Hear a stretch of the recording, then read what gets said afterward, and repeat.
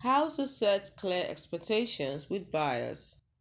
Want to avoid misunderstandings, bad reviews, and cancellation on Fiverr? The key is setting clear expectations from the start.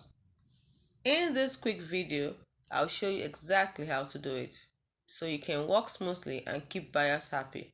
Let's begin. First, always clarify the project scope upfront. Ask detailed questions like, what exactly do you need? And do you have any examples? Next, set realistic deadlines. If you need 3 days, say it. Don't promise one day just to get the order. Also, define revisions clearly. For example, this gig includes 2 free revisions. Additional changes will cost extra. Finally, put everything in writing.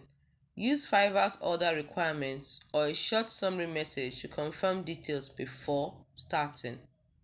By setting clear expectations, you will reduce stress, earn better reviews, and build trust with buyers.